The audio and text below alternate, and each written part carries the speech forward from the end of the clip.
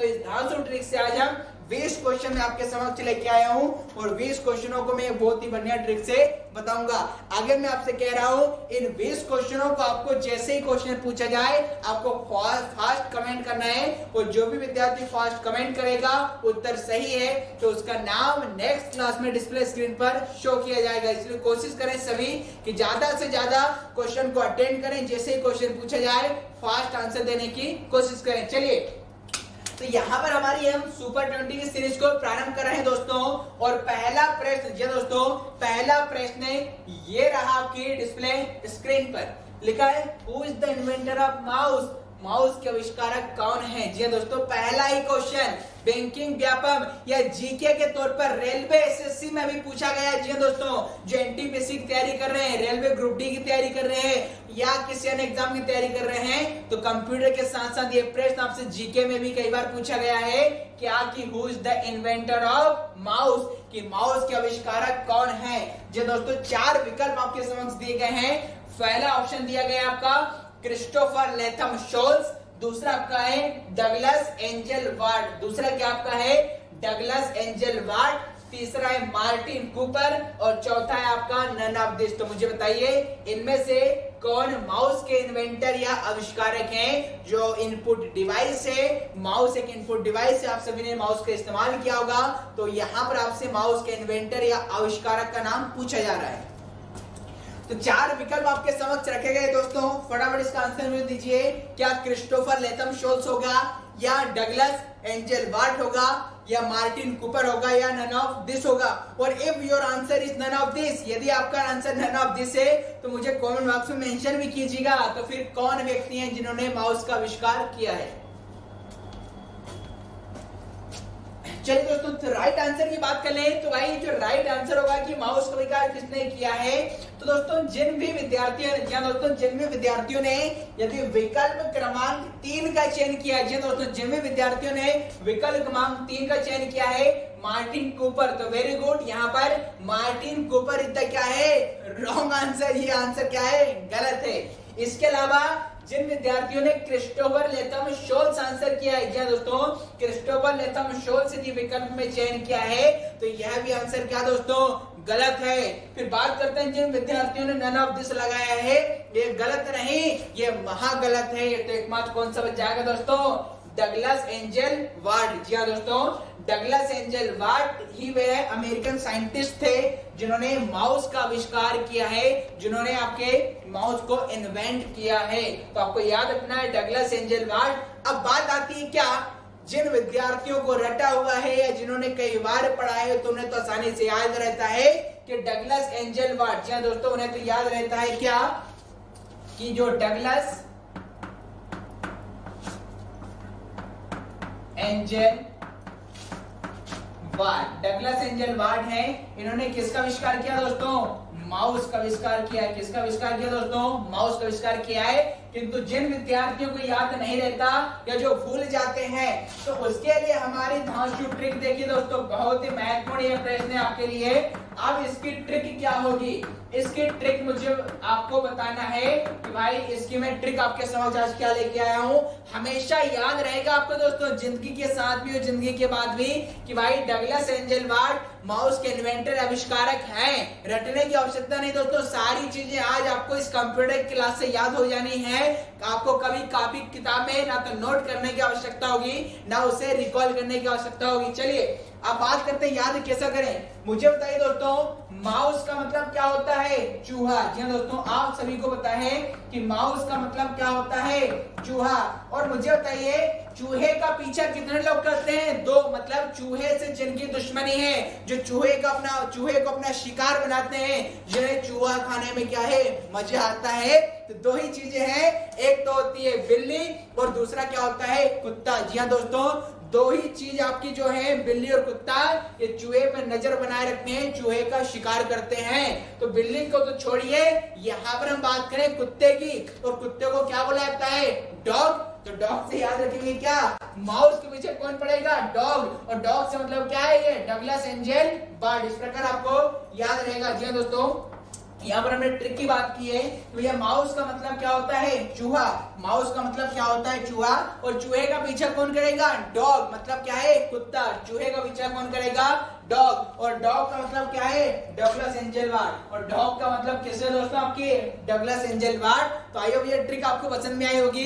इससे आप हमेशा याद रखेंगे कि माउस के आविष्कारक इन्वेंटर कौन है? डगलस एंजेलवार्ड। और माउस मतलब चूहा, और चूहे का पीछा कौन करेगा? कुत्ता। और कुत्ता बोले तो डॉग, और डॉग बोले तो डगलस एंजेलवार्ड। आपको आई होप ये ट्रिक पसंद आई होगी। चलिए चलते हैं हमारे नेक्स्ट क्वेश्चन की ओर।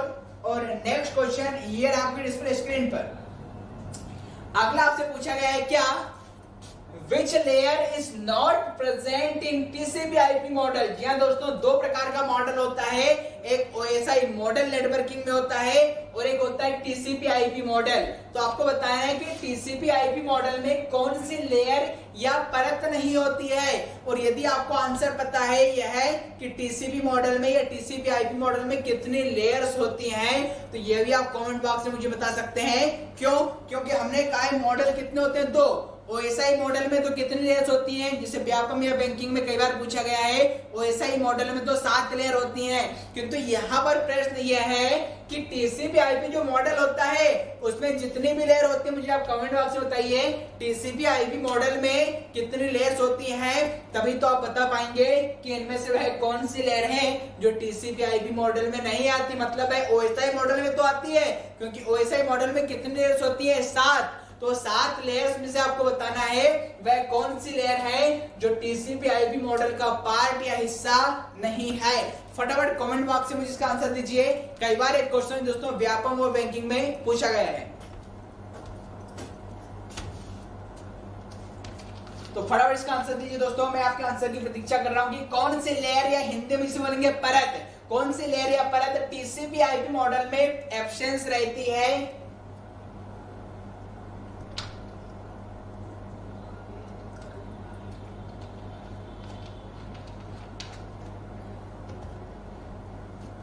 चलिए तो राइट आंसर की बात करें कि जिन भी विद्यार्थियों ने यहाँ पर सिलेक्ट किया है दोस्तों सेशन लेयर। जी हाँ दोस्तों, session layer is the right answer. Session layer में एकमात्र लेयर है जो TCP/IP मॉडल में नहीं होती। किस मॉडल में होती है? OSI मॉडल में होती है। अब ये OSI मॉडल क्या होता है, TCP/IP मॉडल क्या होता है, जब मैं आपको पढ़ाऊंगा तो ब्रीफ में बताऊंगा। पर फिलहाल हमारा क्वेश्चन इतना ही था कि TCP/IP मॉडल में कौन सी लेयर नहीं होती, तो सेशन लेयर नहीं होती।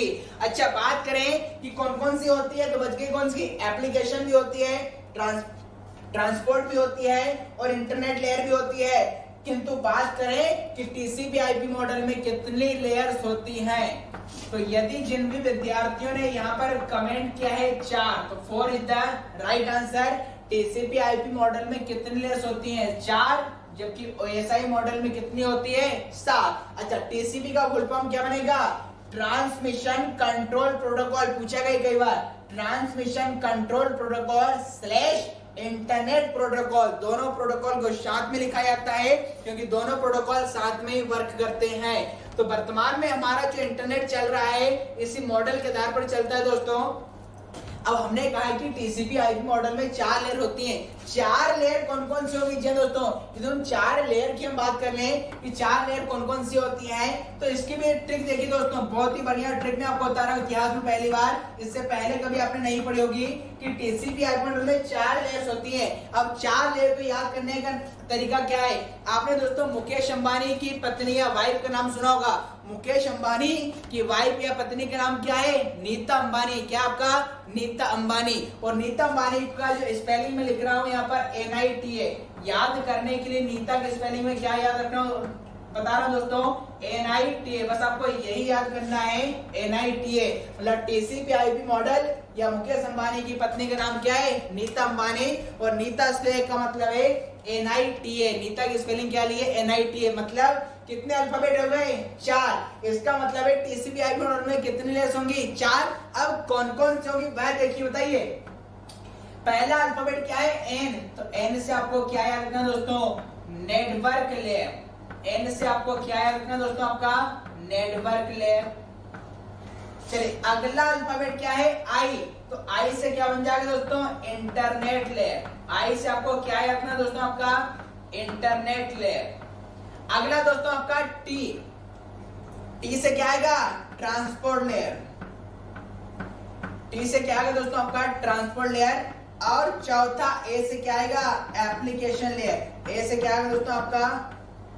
Application layer. इस प्रकार आपको हमेशा याद रहेगा अब कि भाई टीसीपी आईपी मॉडल में कितनी लेयर्स होती हैं? 4। और याद कैसे करेंगे? एनआईटीए, नीता अंबानी का नाम याद रखेंगे एनआईटीए। तो एन का मतलब है नेटवर्क से, आई का मतलब है इंटरनेट से, टी का मतलब है ट्रांसपोर्ट से, और ए का मतलब किससे? एप्लीकेशन से। चलिए, तो आई होप ये सारी चीजें स्क्रीनशॉट लेते हैं दोस्तों। तो एनआईटीए से आप याद रखेंगे टीसीपी आईपी मॉडल में कितनी लेयर्स होंगी? 4, जबकि ओएसआई मॉडल में कितनी होती है? 7। ओएसआई मॉडल में 7 होती हैं। ये आपसे पूछा गया था पटवारी 2018 के क्वेश्चन में। पटवारी 2018 में व्यापक में पूछा जा चुका था कि ओएसआई मॉडल में कितनी लेयर्स होती हैं? तो क्या आएगा? 7, जबकि यहाँ पर टीसीपी आईपी में कितनी होती हैं? 4, जिसको आप नीता से याद कर सकते हैं। चलिए, अब चलते हैं हमारे नेक्स्ट क्वेश्चन की ओर। और नेक्स्ट क्वेश्चन, क्वेश्चन नंबर 3, ये आपकी डिस्प्ले स्क्रीन पर क्या लिखा है कि who is the father of triple W या डब्ल्यू डब्ल्यू के जनक या फाउंडर कह लीजिए, इन्वेंटर कह लीजिए। क्या है? हम जब भी कोई वेबसाइट एक्सेस करते हैं उससे पहले क्या लगा होता है दोस्तों? डब्ल्यू इस प्रकार से लिखा होता है। ये एक प्रकार का ये सर्च सॉफ्टवेयर है जो आपको सर्चिंग का काम करता है, आपको सारी चीजें क्या है सर्च करके देता है। तो यहाँ पर आपसे पूछा गया है who is the father of triple W के जनक कौन है या पितामह कौन कहलाते हैं? 4 ऑप्शन है। पहला आपका विंटेज सर्फ या चार्ल्स बेबेज या टिम बर्नर्स-ली या मार्टिन कूपर। बताइए 4 विकल्पों में से वह कौन सा व्यक्ति है जो ट्रिपल डब्ल्यू या डब्ल्यू जिसको हम बोलते हैं वर्ल्ड वाइड वेब के मुझे जनक बताइए, फादर बताइए या इन्वेंटर बताइए। यह क्वेश्चन भी दोस्तों कंप्यूटर के साथ साथ जीके में भी पूछा जाता है। कई बार ऐसे जीके के तौर पर एसएससी रेलवे में पूछ लिया जाता है कि who is the founder of world wide web या who is also known as father of world wide web. तो फटाफट कमेंट बॉक्स में बताइए कि वर्ल्ड वाइड वेब के फादर कौन कहलाते हैं या इसके फाउंडर कौन हैं। तो यहाँ पर दोस्तों वर्ल्ड वाइड वेब के फाउंडर की हम बात कर लें कि भाई राइट आंसर क्या होगा। तो जिन भी विद्यार्थियों ने यहाँ पर आपके ऑप्शन नंबर थर्ड का चयन किया है टिम बर्नर्स-ली, तो यहाँ पर Tim Berners Lee is the right answer. World wide web जो कि स्विट्जरलैंड के साइंटिस्ट थे, तो स्विट्जरलैंड के साइंटिस्ट टिम बर्नर्स-ली ने ही वर्ल्ड वाइड वेब को इन्वेंट किया है और इन्वेंट करने के कारण इन्हें father of world wide web या inventor of world wide web भी कहा जाता है। फिर बात वही आ गई कि जिन विद्यार्थियों को तो पता है वो तो याद रख लेंगे, किंतु आप भूले नहीं इसकी धांसू ट्रिक क्या होगी, क्योंकि दोस्तों आज मैं आपके लिए जितने भी क्वेश्चन लेके आया हूं वे सारे के सारे क्वेश्चन ट्रिक से होंगे। आपको कभी भी याद करने की आवश्यकता नहीं होगी। हमारी क्लास में चीजों को याद नहीं कराया जाता, या तो समझाया जाता है कॉन्सेप्चुअल बेस पर या फिर ट्रिक के माध्यम से बताया जाता है। तो आपको ध्यान में रखना है कि who is the father of W, तो वर्ल्ड वाइड वेब के जनक कौन है? Tim Berners-Lee. अब ट्रिक क्या है वह जानिए दोस्तों, बताइए। यहाँ पर तीनों डब्ल्यू साथ में आ गए तो आपको ऐसा लग रहा होगा कि ये तीनों डब्ल्यू साथ में आए हैं, इसका मतलब ये हुआ कि ऐसा लग रहा है इन तीनों डब्ल्यू ने मिलकर क्या है एक टीम बना ली। क्या बना ली? इन तीनों डब्ल्यू ने मिलकर एक क्या बना ली? टीम बना ली। इन तीनों डब्ल्यू ने मिलकर क्या बना ली? टीम बना ली। और टीम बना ली का मतलब किससे दोस्तों? Tim Berners-Lee. जी हाँ दोस्तों, ट्रिक आपको समझ में आ चुकी होगी कि 3 डब्ल्यू साथ में आ गए और ऐसा लग रहा है कि तीनों डब्ल्यू ने मिलकर अपनी एक टीम बना ली। तो याद रहेगा टीम बना ली का मतलब क्या है? Tim Berners-Lee. टीम बना ली का मतलब क्या है? Tim Berners Lee. तो आई होप यह ट्रिक भी आपको पसंद आ रही है दोस्तों। यदि ट्रिक पसंद आ रही है तो वीडियो को ज्यादा से ज्यादा शेयर कीजिए, सावधानी कोचिंग की चैनल को सब्सक्राइब कीजिए और इस वीडियो को लाइक कीजिए। तो आई होप अब कभी जिंदगी भर आप नहीं भूलेंगे कि भाई वर्ल्ड वाइड वेब के जनक कौन है। तो ऐसा याद रखेंगे तीनों डब्ल्यू साथ में आ गए और साथ में आने पर तीनों अपने अपनी एक टीम बना ली, और टीम बना ली का मतलब क्या है? Tim Berners Lee. चलिए, तो आई होप आपको समझ में आ रहा होगा। चलिए चलते हमारे नेक्स्ट क्वेश्चन की ओर। और नेक्स्ट क्वेश्चन ये आपकी डिस्प्ले स्क्रीन पर क्वेश्चन नंबर दोस्तों 4 लिखा है blank is a temporary memory, मतलब खालिस्तान एक अस्थायी मेमोरी होती है और मेमोरी को हिंदी में स्मृति कहा जाता है। आपको बताना है इन चार विकल्पों में से, इन चार ऑप्शन में से वह कौन सी मेमोरी है जो टेम्पररी मतलब अस्थायी तौर पर अपने अंदर डेटा को स्टोर करती है या संग्रहित रखती है। आपको बताना है वह कौन सी मेमोरी है जिसमें डेटा टेम्पररी बेसिस पर मतलब शॉर्ट टाइम के लिए, थोड़े से समय के लिए स्टोर रहता है। आप जैसे ही लाइट बंद कर देंगे, इलेक्ट्रिसिटी बंद कर देंगे तो सारा डेटा क्या है, इरेज हो जाता है। तो वही आपको बताना है इसमें से कौन सी टेम्पररी मेमोरी या एक अस्थायी मेमोरी का उदाहरण है। चार विकल्प आपके समक्ष है, रोम, रैम, हार्ड डिस्क या बोथ रैम एंड रोम। बताइए यहाँ पर दोस्तों, यहाँ पर टेम्पररी मेमोरी कौन सी होगी, इसमें से अस्थायी मेमोरी का विकल्प का चयन करना है। फटाफट कमेंट बॉक्स में इसका आंसर दीजिए कि भाई इसमें से टेम्पररी या अस्थायी मेमोरी कौन सी है। तो आंसर कीजिए दोस्तों, मैं आपके आंसर की प्रतीक्षा कर रहा हूं और फटाफट कमेंट कीजिए दोस्तों, ज्यादा से ज्यादा कमेंट्स कीजिए ताकि हमारी टेक्निकल की टीम के द्वारा आपको सिलेक्ट किया जाए कि किन विद्यार्थियों के द्वारा सबसे फास्ट आंसर दिया जा रहा है। और ये वही लोग होते हैं जो कम समय में ही आने वाले समय में दोस्तों एग्जाम को क्वालिफाई कर रहे होंगे, क्योंकि यही वे वास्तविक लोग हैं जो घर पर अच्छे से मेहनत करते हैं, वर्क हार्ड करते हैं। इसलिए ज्यादा से ज्यादा कमेंट कीजिए और हमें बताइए आप कितना नॉलेज रखते हैं चीजों का। चलिए अब राइट आंसर की बात कर लें कि सर टेम्पररी मेमोरी या अस्थायी मेमोरी कौन सी है। तो यहाँ पर जिन विद्यार्थियों ने विकल्प क्रमांक 2 का चयन किया है रैम, तो रैम इज द क्या होगा दोस्तों, राइट आंसर। रैम क्या होगा, बिल्कुल सही उत्तर होगा। अच्छा एक चीज मैंने देखी है, कई बार विद्यार्थी जो कंप्यूटर का थोड़ा अल्प ज्ञान रखते हैं, कम नॉलेज रखते हैं, वो रैम और रोम को लेकर कंफ्यूज हो जाते हैं। उन्हें पता नहीं चलता कि रैम आपकी टेम्पररी है या रोम टेम्पररी है। तो मैं तरीका जानिए दोस्तों, अब आपको कभी जिंदगी भर कभी कंफ्यूजन नहीं होगी। मैं को ऐसा एक तरीका बता रहा हूं जिससे रैम और रोम आप कभी कंफ्यूज नहीं होंगे कि रैम और रोम में से कौन सी आपकी टेम्पररी है और कौन सी परमानेंट मेमोरी है। मुझे बताइए रोम का मतलब क्या है। रोम का मतलब ऐसी मेमोरी जो आपके रोम में बसी हुई है, और रोम में बसी हुई का मतलब हमारे शरीर में जो रोए होते हैं, जो रोम होते हैं, बताओ ये हमारे शरीर में जो रोम होते हैं ये आपके परमानेंट होते हैं या टेम्पररी होते हैं। बताइए आप जो रोम होते हैं आपके, इन रोमों का उखाड़ सकते हैं क्या, नहीं उखाड़ सकते। मतलब हमारे शरीर या बॉडी में ये परमानेंट होते हैं। तो अब ऐसा भी याद कर सकते हैं कि जो रोम होती है और जो हमारे शरीर में रोम होते हैं वह परमानेंट होते हैं। इसका मतलब है रोम कैसी मेमोरी होगी, परमानेंट होगी। अर्थात रोम में रखा हुआ डेटा इलेक्ट्रिसिटी जाने के बाद भी इरेज नहीं होता है, हमेशा एज इट इज बना रहता है। वहीं पर बात करें रैम, अब रोम तो याद रहेगा कि सर रोम का मतलब हमारे शरीर के रोम से, और हमारे शरीर पे रोम जो होते हैं वे परमानेंट होते हैं। अब रैम टेम्पररी कैसे हुई, तो रैम को दोस्तों याद करने के लिए अब रम कर लीजिए। क्या याद कर लीजिए, रैम को याद करने के लिए आप क्या याद रखिए, रम। और मुझे बताइए जो लोग ड्रिंक करते हैं, जो रम पीते हैं, तो रम का नशा कैसा रहता है, परमानेंट रहता है या शॉर्ट टाइम के लिए होता है। यदि व्यक्ति कितना भी रम पिया हुआ हो, 2 घंटे 4 घंटे 6 घंटे बाद नशा क्या है, उतर जाता है, व्यक्ति अपनी औकात पर आ जाता है। तो यहाँ पर रैम का मतलब है रम से, और रम का नशा कुछ ही समय बाद उतर जाता है। इसका मतलब रैम कैसी मेमोरी होगी, टेम्पररी मेमोरी होगी।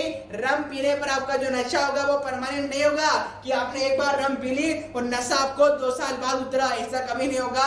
तो इस प्रकार से याद रखेंगे, रोम का मतलब है हमारे शरीर के रोम से, और शरीर के रोम परमानेंट होते हैं, हम इन्हें उखाड़ नहीं सकते। और रैम का मतलब है रम से, रम पीने के बाद व्यक्ति का नशा कुछ समय के बाद चला जाता है। इसका मतलब है रैम कैसी हो गई, टेम्पररी हो गई, क्योंकि रम का नशा टेम्पररी होता, परमानेंट नहीं होता। ताकि अब आपको रैम और रोम दोनों में अब कंफ्यूजन नहीं होगी कि रैम हमारी टेम्पररी होती है और रोम कैसी होती है, परमानेंट होती है। चलिए चलते हमारे नेक्स्ट क्वेश्चन की ओर, और नेक्स्ट क्वेश्चन ये आपकी डिस्प्ले स्क्रीन पर।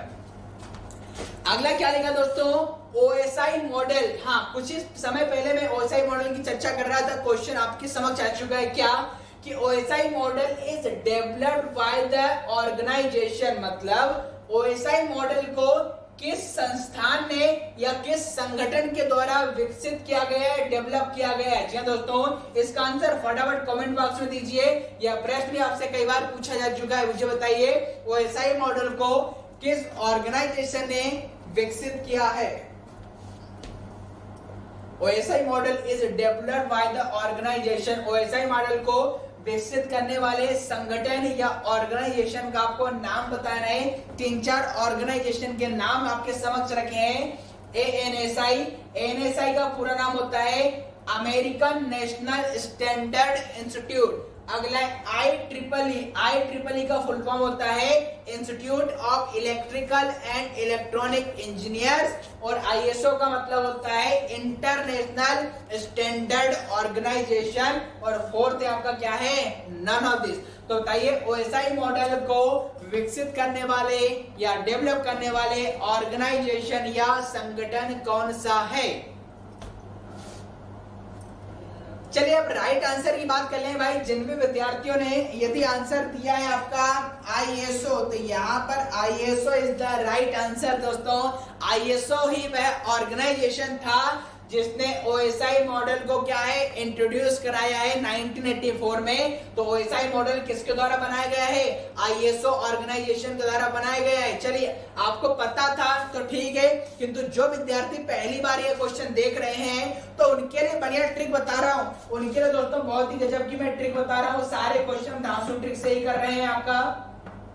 तो बताइए मुझे ओएसआई मॉडल को किसने डेवलप किया है? बताइए यदि इस ओएसआई को मैं उल्टा लिख दूं, क्या बोल रहा हूं? आपको ओएसआई मॉडल के ऑर्गेनाइजेशन का पता लगाना है, तो इस ओएसआई का उल्टा कर दीजिए तो क्या बनेगा दोस्तों? ISO। क्या बनेगा? ISO। इस प्रकार से याद कर सकते हैं कि ओएसआई को किसने डेवलप किया है? ISO। और ISO का फुल फॉर्म क्या होता है? International Standard organisation. जी दोस्तों, इंटरनेशनल स्टैंडर्ड ऑर्गेनाइजेशन। तो इसे सिंपल से याद रखना है कि जो ओएसआई का उल्टा लिख दीजिए, क्या हो जाएगा? ISO। ओएसआई का उल्टा लिखेंगे तो क्या बन जाएगा? ISO। अर्थात ISO ने ही किसको डेवलप किया है? ओएसआई मॉडल को डेवलप किया है। तो आई होप आपको यह ट्रिक भी दोस्तों क्या समझ में आ गई होगी। चलिए चलते हमारे नेक्स्ट क्वेश्चन की ओर, और क्वेश्चन नंबर 6 ये आपकी डिस्प्ले स्क्रीन पर। Who is the father या इन्वेंटर ऑफ मोबाइल फोन? यह प्रश्न भी जीके में कई बार पूछा गया दोस्तों। क्या कि मोबाइल फोन के फादर या इन्वेंटर कौन कहलाते हैं? मोबाइल फोन के जनक या आविष्कारक का नाम आपको बताना है। फटाफट कमेंट बॉक्स में बताइए कि मोबाइल फोन के इन्वेंटर या मोबाइल फोन के जनक कौन माने जाते हैं। 4 विकल्प है आपके पास। जेम्स गॉसलिंग, दूसरा आपका मार्टिन कूपर, तीसरा आपका रेस्मुस लेरडॉर्फ, और चौथे नंबर पर लिखा है रेमंड टॉमिल्सन। रेमंड टॉमिल्सन। बताइए चारों में से मोबाइल फोन के जनक या सेल फोन के जनक भी पूछ लिया जाता है, या आपका मोबाइल फोन के फादर कह लीजिए, वह कौन सा व्यक्ति है जिन्होंने मोबाइल फोन या आपके सेल फोन का आविष्कार किया है, और इसी कारण उन्हें फादर ऑफ सेल फोन या फादर ऑफ मोबाइल फोन भी कहा जाता है। फटाफट कमेंट बॉक्स में इसका आंसर दीजिए दोस्तों। कई बार जीके में यह प्रश्न आपसे पूछा जा चुका है। तो फटाफट बताइए कि who is the inventor of mobile phone? Mobile phone के जनक कौन है?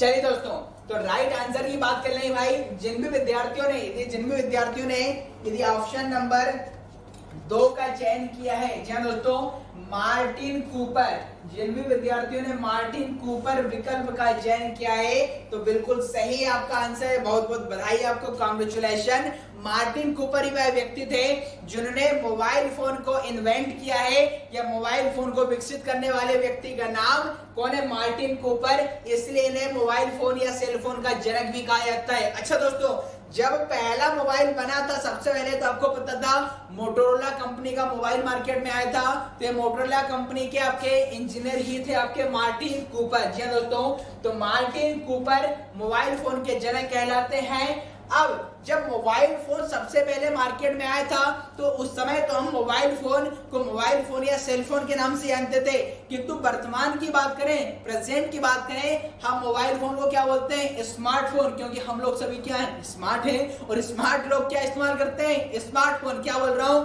मोबाइल फोन को वर्तमान में हम किस नाम से जानते हैं? स्मार्टफोन। किस नाम से जानते हैं दोस्तों? आपका स्मार्टफोन।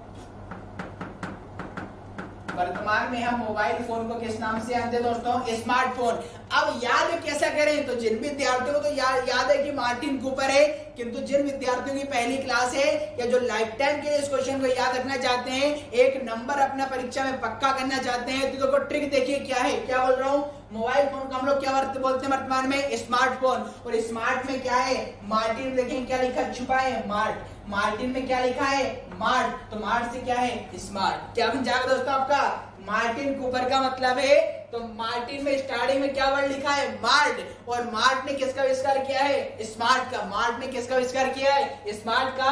और स्मार्ट का मतलब क्या है? स्मार्टफोन से है या मोबाइल फोन से है। तो दोस्तों आप देख रहेंगे कितनी चीजों को मैं कितने स्टाइल से, कितने एक अनोखे अंदाज में बता रहा हूं, इससे पहले आपने नहीं पढ़ा होगा।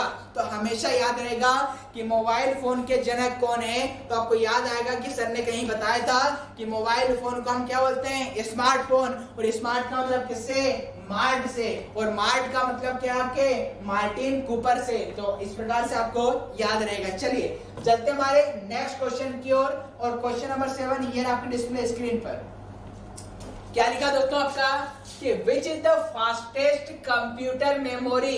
कई बार आपसे पूछा गया है कंप्यूटर की सबसे तीव्रतम स्मृति कौन सी है। इस विकल्प का आंसर दीजिए दोस्तों इस क्वेश्चन का कि निम्नलिखित 4 विकल्पों में से वह कौन सी मेमोरी है जो कंप्यूटर की सबसे फास्ट मेमोरी है, मतलब जिसमें से डेटा को सबसे फास्ट एक्सेस किया जा सकता है, जो डेटा को सबसे फास्ट एक्सेस करती है, उस मेमोरी का नाम बताइए। विकल्प आपके समक्ष रखे गए हैं दोस्तों। विकल्प है आपके रोम, रैम, कैश मेमोरी और हार्ड डिस्क। बताइए 4 में से कंप्यूटर की सबसे फास्ट या तीव्रतम मेमोरी या स्मृति कौन सी कहलाती है।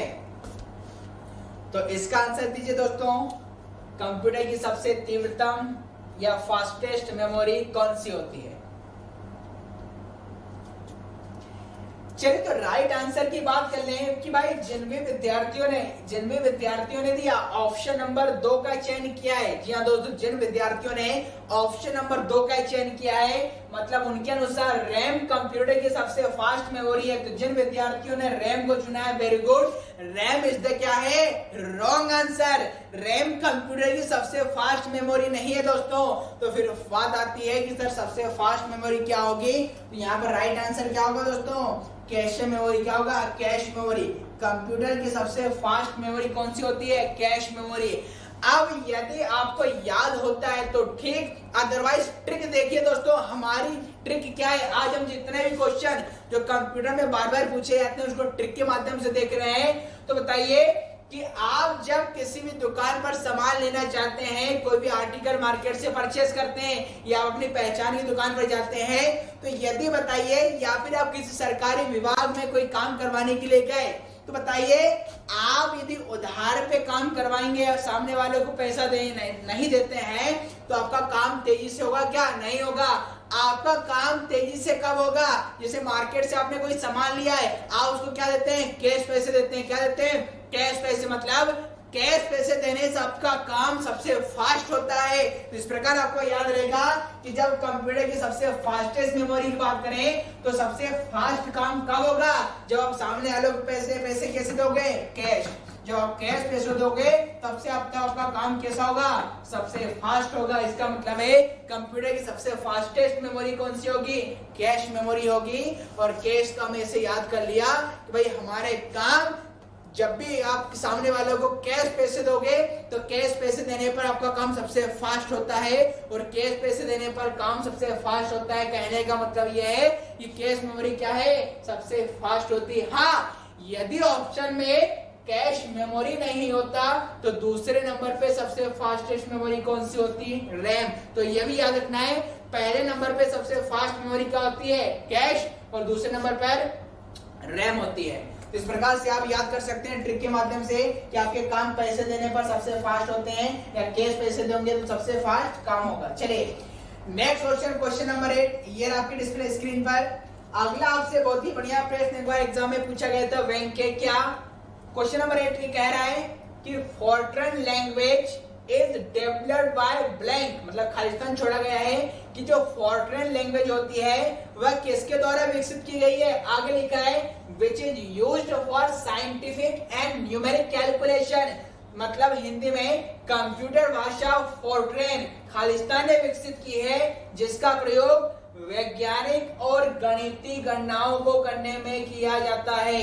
आपको उस इन्वेंटर या डेवलपर कह लीजिए या फाउंडर कह लीजिए कि फॉर्ट्रन लैंग्वेज किस व्यक्ति के द्वारा विकसित की गई है, और यह भी मेंशन कर दिया है एग्जामिनर ने क्या कि फॉर्ट्रन लैंग्वेज का इस्तेमाल किसके लिए होता है, यदि आपको साइंटिफिक कैलकुलेशन करना हो या न्यूमेरिक कैलकुलेशन करना हो, तो इन दोनों ही कामों को करने के लिए हम फॉर्ट्रन लैंग्वेज का इस्तेमाल करते हैं। तो मुझे बताइए फॉर्ट्रन लैंग्वेज के डेवलपर का नाम क्या होगा। क्या ऑप्शन जॉन बेकस होगा, दूसरा दिया है सीमोर पेपर्ट, तीसरा है जॉन कैमेनी और चौथा आपका है थॉमस कुल्टज। बताइए चार विकल्पों में से कौन सा विकल्प सही होगा।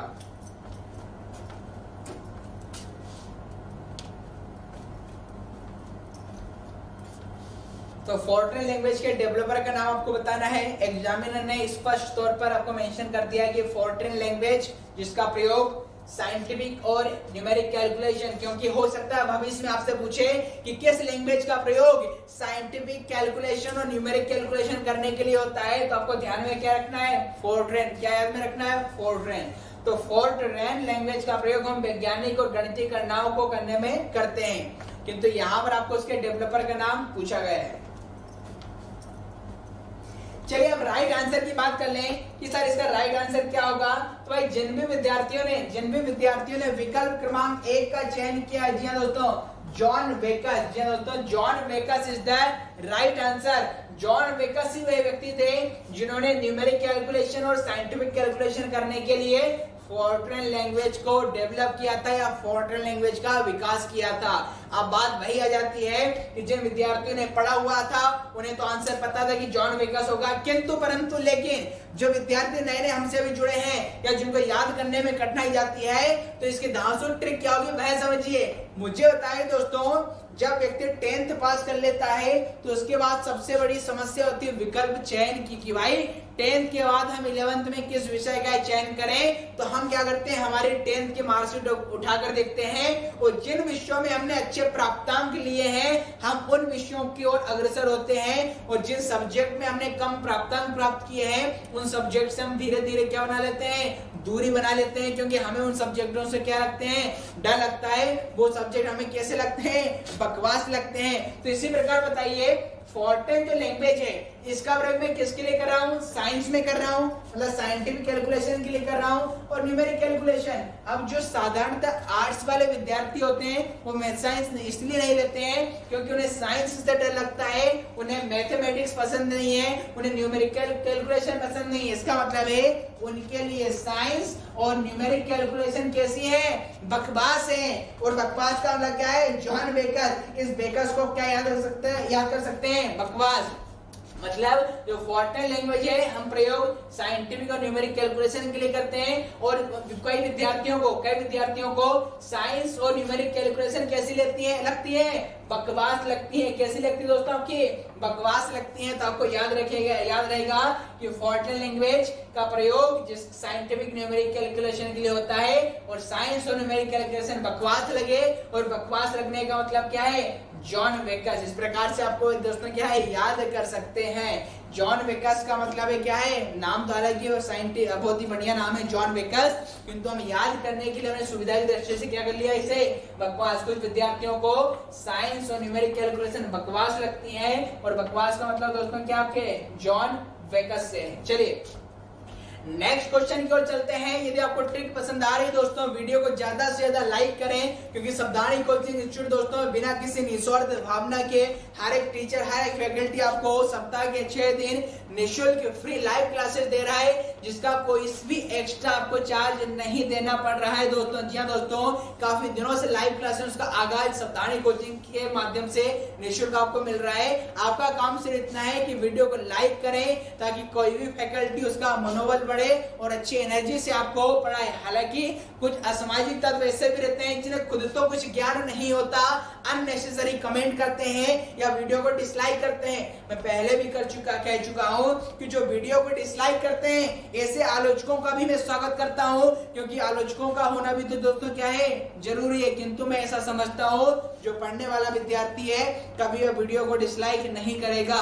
यदि आप नॉलेज रखते हैं, यदि वाकई में तैयारी कर रहे हैं, चीजों को समझ रहे हैं, यदि आप सामने वाले की मेहनत को समझ रहे हैं, तो आप उस मेहनत पर पानी नहीं फेरेंगे, उसको सच्चाई सिद्ध करके दिखाएंगे, एग्जाम क्वालिफाई करके दिखाएंगे, ना कि डिसलाइक करके जाएंगे। ठीक है दोस्तों, तो यहाँ से आपको ध्यान रखेंगे कि साइंस और न्यूमेरिक बकवास लगती है, और बकवास का मतलब किससे, जॉन बेकर से। चलिए नेक्स्ट क्वेश्चन, क्वेश्चन नंबर 9 ये आपकी डिस्प्ले स्क्रीन पर।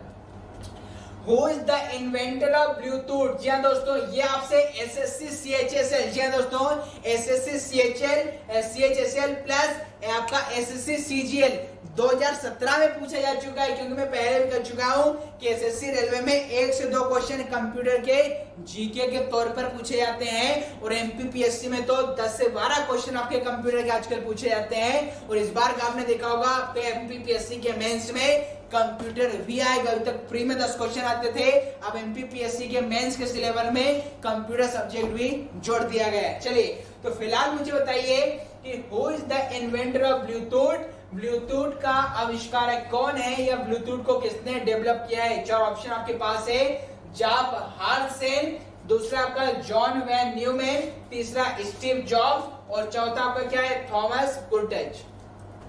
चलिए दोस्तों, तो फटाफट मुझे बताइए इसका आंसर क्या होगा। ब्लूटूथ के आविष्कारक कौन है? एसएससी सीएचएसएल और एसएससी सीजीएल 2017 में एक क्वेश्चन आपसे पूछा जा चुका है। तो ब्लूटूथ के आविष्कारक का नाम आपको बताना है।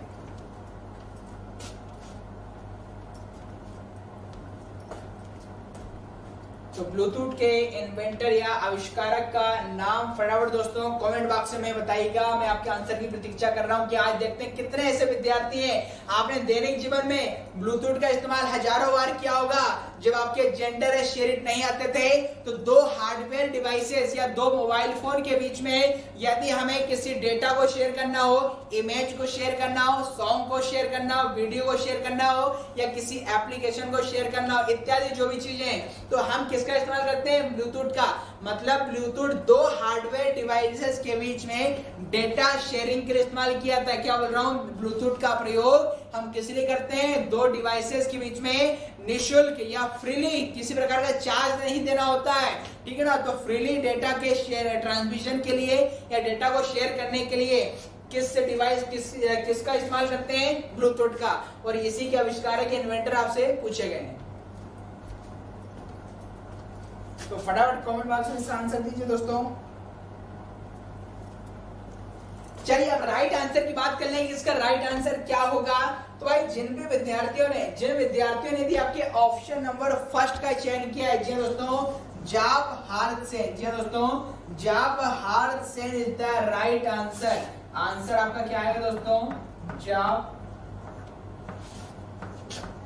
हार्टसेन, या टा कर सकते हैं हार्ट से। चलिए अब जिन विद्यार्थियों को पता था या जिनने कभी भी इसका आंसर देखा होगा या सुना होगा तो उन्हें तो बता दिया होगा कि ब्लूटूथ के इन्वेंटर जाप हार्टसेन है। किंतु जो विद्यार्थी नए हैं, जिन्हें समझ में नहीं आ रहा है कि भाई याद कैसा करें, तो वह देखिए दोस्तों सिंपल सा है कि जैसे हमने कहा है कि हम ब्लूटूथ का प्रयोग सामान्य किस लिए करते हैं? 2 हार्डवेयर डिवाइसेस के बीच में डेटा शेयरिंग करने के लिए। वहीं पर मैं आपके और मेरे की बात करूं, आपके और मेरे बीच जो डेटा का ट्रांसफर होगा, या सबसे बढ़िया उदाहरण लीजिए, आपकी जो गर्लफ्रेंड है या जो आपकी बॉयफ्रेंड है, मतलब 2 प्रेमियों के बीच में डेटा का ट्रांसफर कैसे होता है? मतलब जो प्रेम की भावना है वो कहां पर होती है? दिलों में होती है, मतलब हार्ट में होती है। और हार्ट में कहने का मतलब किससे? जाप हार्टसेन। हार्ट कहने का मतलब दोस्तों क्या आपके? हार्टसेन। इस प्रकार आपको याद रहेगा कि ब्लूटूथ का प्रयोग हम डेटा शेयरिंग के लिए करते हैं, वहीं पर प्रेमी प्रेमिकाओं के बीच में डेटा डेटा का ट्रांसमिशन दिलों में होता है, और दिल का मतलब क्या है, हार्ट। तो हार्ट से आपको क्या याद रहेगा दोस्तों, आपका हार्सन, अर्थात जॉब हार्सन ब्लूटूथ के आविष्कारक हैं। एसएससी सीजीएल 2017 का ये क्वेश्चन है। चलिए अगला और अंतिम क्वेश्चन आपका ये रहा 10th नंबर पे। पूछा गया है कि in mesh topology for connecting 6 devices how many link को केबल या वायर भी कहा जाता है, हाउ मेनी लिंक या केबल आर रिक्वायर्ड। हिंदी में लिखा है मैश टोपोलॉजी में 6 डिवाइसेस को जोड़ने के लिए कितने लिंक की आवश्यकता होगी। आपने टोपोलॉजी का नाम सुना होगा, तो वो सिंपल टोपोलॉजी क्या होता है, आपने के बाद जो भी कंप्यूटर हैं, आपने अपने कंप्यूटर्स को नेटवर्क या इंटरनेट से किस प्रकार जोड़ के रखा है, उसी का जियोग्राफिकल रिप्रेजेंटेशन या अरेंजमेंट क्या कहलाता है दोस्तों, टोपोलॉजी कहलाता है। मतलब सिंपल सी कोई साधारण डेफिनेशन आप पूछे तो टोपोलॉजी क्या, तो सिंपल से कह सकते हैं कि नेटवर्क से या आपके इंटरनेट से डिवाइसेस को जोड़ने का तरीका या डिवाइसेस को जोड़ने का जो व्यवस्थित क्रम है, वही आपका टोपोलॉजी है। तो टोपोलॉजी में आपने नाम सुना होगा, बस टोपोलॉजी, आपका रिंग टोपोलॉजी, ट्री टोपोलॉजी और मैश टोपोलॉजी। तो आपसे पूछा गया है यदि मैश टोपोलॉजी में आपको कितने कंप्यूटर जोड़ना है, 6 कंप्यूटर जोड़ना है, तो 6 कंप्यूटर को जोड़ने के लिए आपको कितने केबल या वायर की आवश्यकता होगी। ऑप्शन आपके समक्ष हैं 9, 12, 15 और 18। तो मुझे बताइए यदि मैश टोपोलॉजी के अंतर्गत आपको 6 कंप्यूटर को जोड़ना होगा तो आपको कितनी केबल या कितने वायर की आवश्यकता होगी। तो फटाफट कमेंट बॉक्स में इसका आंसर दीजिए दोस्तों। तो मैश टोपोलॉजी में हम कितनी केबल का प्रयोग करेंगे 6 डिवाइसेस को जोड़ने के लिए। नंबर ऑफ डिवाइस, जी हाँ दोस्तों, नंबर ऑफ डिवाइस गिवन है and we have to find number of link. हमें नंबर ऑफ लिंक फाइंड करना है कि कितने वायर होंगे जिनकी मदद से हम 6 डिवाइस कनेक्ट कर सकते हैं। चलिए इस क्वेश्चन को दोस्तों पढ़ने से पहले इसका आंसर देने से पढ़ने रटने की आवश्यकता नहीं है। क्यों? क्योंकि एग्जाम में आपको जरूरी नहीं 6, आपको एग्जाम में 10 डिवाइस का पूछ लेगा, 8 डिवाइस का पूछ ले, 12 डिवाइस का पूछ ले। मतलब नंबर ऑफ डिवाइसेस की संख्या तो डिफरेंट हो सकती है, आपको डिवाइसेस या कंप्यूटर की संख्या कुछ भी दे दी जा सकती है। और फिर आपसे पूछेंगे बताइए कि 15 कंप्यूटर को जोड़ने के लिए कितने लिंक की आवश्यकता होती है। तो इसको समझने से पहले जो मैश टोपोलॉजी का जो कॉन्सेप्ट है वो आपको मैं बता रहा हूं कि मैश टोपोलॉजी क्या होती है। तो मैश टोपोलॉजी की अगर बात करें दोस्तों, मैश टोपोलॉजी में होता क्या है कि जब हम हर एक कंप्यूटर को अन्य सभी कंप्यूटर से जोड़ देते हैं। फॉर एग्जांपल ये 4 कंप्यूटर में ले,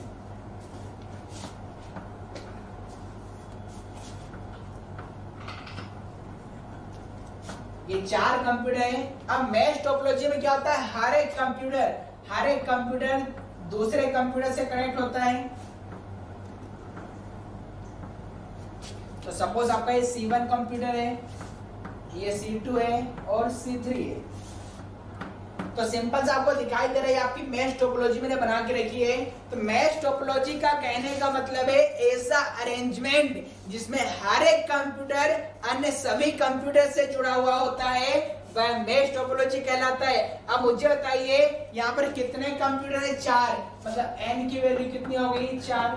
मतलब जब 4 कंप्यूटर हैं, जब मेरे पास 4 कंप्यूटर हैं तो इनको जोड़ने के लिए कितने केबल की आवश्यकता हो रही है। देखो, एक ही हो गई, दूसरी केबल, तीसरी केबल, चौथी केबल, ये 5वीं और ये आपकी 6वीं। बताइए यहाँ पर जब n की वैल्यू 4 है, मतलब 4 कंप्यूटर को जोड़ने के लिए मुझे कितने लिंक की आवश्यकता पड़ रही दोस्तों, 6। कितने लिंक की आवश्यकता पड़ रही दोस्तों, 6। तो ये तो इसी तरीका बताया है कि मैश टोपोलॉजी में हर एक कंप्यूटर को एक डेडिकेटेड लिंक दी जाती है। फॉर एग्जांपल ये लिंक यदि फेल हो जाए तो बताइए ये लिंक इससे भी जुड़ी है, डेटा यहाँ से भी जा सकता है। तो यही तरीका आपका मैश टोपोलॉजी कहलाता है। अब आपसे क्या पूछा गया है, n की वैल्यू कितनी देके रखी है, 6 देके रखी है। n की वैल्यू कितनी है, 6। तो आपसे पूछा जा रहा है कि जब 6 कंप्यूटर होंगे तो आपको कितने केबल की आवश्यकता होगी। अब मुझे बताइए क्या आप ऐसा डायग्राम बना के देखेंगे क्या, या 6 कंप्यूटर आपने बना लिए और सबको इधर उधर आप जोड़ रहे हैं, क्योंकि एग्जाम में 8 कंप्यूटर दे देगा, 10 कंप्यूटर दे देगा, तो क्या आप हर एक कंप्यूटर को बनाकर इस प्रकार के लिंक ड्रॉ करेंगे क्या? जी नहीं। यह तरीका तो सिर्फ आपको समझाने का था। अब मैं आपको ट्रिक बता रहा हूं दोस्तों बहुत ही गजब की, कि जब 6 कंप्यूटर होंगे या कितने भी कंप्यूटर होंगे, हमें नंबर ऑफ लिंक निकालना हो, हमें नंबर ऑफ केबलों की संख्या निकालना हो, तो वह क्या होगी दोस्तों? ट्रिक बता रहा हूं बहुत ही गजब की। तो इसका फॉर्मूला आपको ध्यान रखना है, क्या है? Number of link, number of link is equal to बनेगा n इंटू n माइनस 1/2। जी दोस्तों, या इसी को बोल सकते हैं n/2। आपने कॉम्बिनेशन पढ़ा होगा, तो n/2 का मतलब क्या है? n into n minus 1/2। यहाँ पर n किसका मतलब है? n का मतलब है नंबर ऑफ कंप्यूटर से, n का मतलब है नंबर ऑफ कंप्यूटर से। अब बताइए प्रश्न में, आपको प्रश्न में नंबर ऑफ कंप्यूटर की संख्या कितनी देके रखी है? 6। देखो दिया है मैथ टोपोलॉजी में कितने डिवाइस जोड़ना है? 6। अब 6 डिवाइस जोड़ना है, मतलब n की वैल्यू में कितने रखने वाला हूँ? 6। n की वैल्यू में कितने रख देता हूँ? 6। और जब मैं n की वैल्यू 6 रखूंगा फार्मूले में, तो आप देखिए क्या बनेगा? 6 इंटू n माइनस 1, मतलब 6 माइनस 1 कितना बचेगा? 5। और किससे डिवाइड करना है? 2 से। तो क्या बन जाएगा? 2 बन जा 2, 2 3 जा 6, तो 5 3 जा कितना होगा? 15। मतलब ये हो गया कि यदि आप मैथ टोपोलॉजी में 6 कंप्यूटर जोड़ना चाहते हैं, तो नंबर ऑफ लिंक कितनी होगी? 15। देखिए क्या विकल्प में 15 अवेलेबल है। जी हाँ दोस्तों, 15 इज द राइट आंसर। तो आई होप आप समझ गए होंगे। अच्छा मुझे बताइए, यदि मैं नंबर ऑफ कंप्यूटर की संख्या 8 दे दूं, 8 कंप्यूटर को जोड़ने के लिए कितने केबल की आवश्यकता होगी? तो फार्मूला क्या करेंगे? 8 इंटू एक कम कर दीजिए 7, और 2 से डिवाइड कर दीजिए।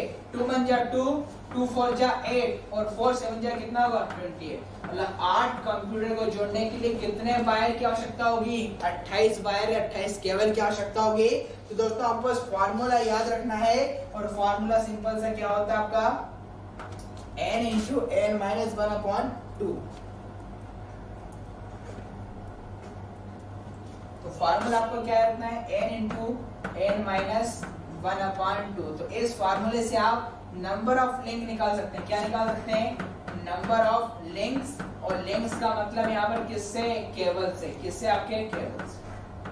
तो ये 10 सबसे महत्वपूर्ण क्वेश्चन दोस्तों आज हमने डिस्कस किए हैं। तो आज की क्लास के लिए दोस्तों इतना ही। Thank you. जय हिंद।